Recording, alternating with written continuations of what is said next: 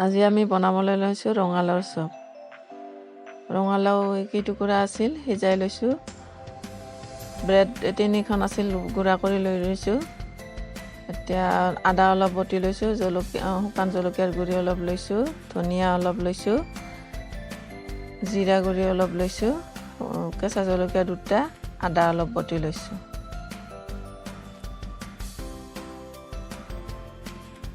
এতিয়া ময়দা 2 চামুচ পানীত গলাই ল'ম। ৰঙালাওখিনি সানি লৈ লৈছোঁ।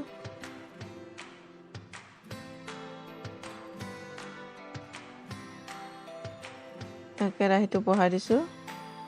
তাত অকণমান তেল দি দিছোঁ। ৰঙালাওখিনি ভালকৈ ভাজি ল'ম।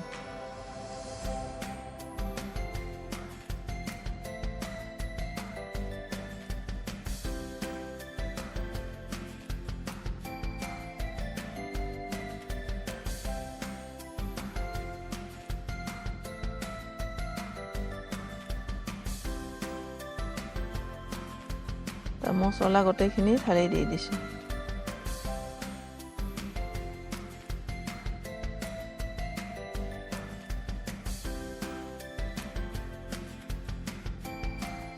নিমখ দি দিছোঁ সোৱাদ অনুযায়ী। হালধি গুড়ি দি দিছোঁ। এতিয়া ভালকৈ ভাজি লওঁ।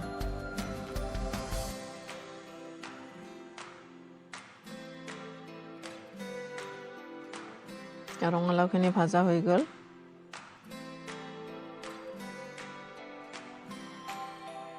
এতিয়া ৰঙালাওখিনি ঠাণ্ডা হ'বলৈ দি দিম। এতিয়া ঠাণ্ডা হৈ গ'ল।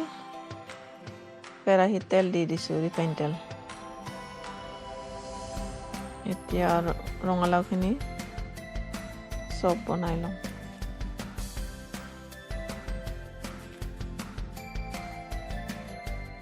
ময়দাত এনেকৈ লৈ লৈছোঁ লেটিয়াই। তাৰপিছত ব্ৰেডত দি দিছোঁ, ব্ৰেড গুড়াখিনি।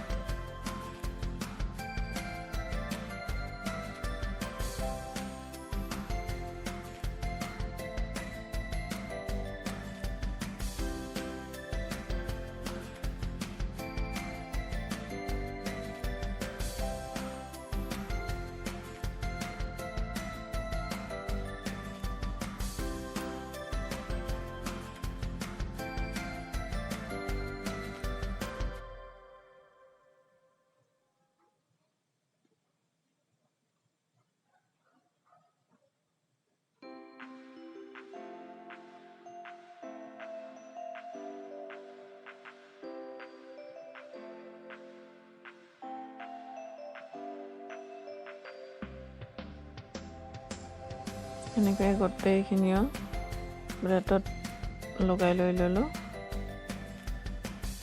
এতিয়া এটা এটাকৈ ভাজি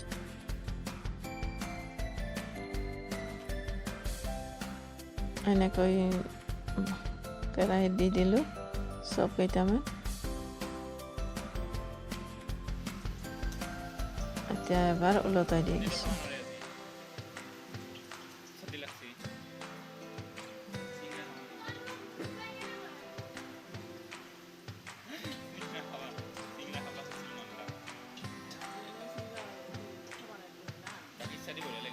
ভিডিঅ'টো চাই যদি ভাল লাগিছে লাইক, শ্বেয়াৰ আৰু ছাবস্ক্ৰাইব কৰি দিব।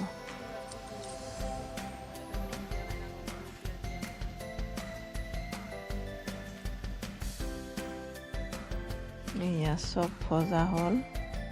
এতিয়া আমি প্লেট এখনত নমাই ল'ম।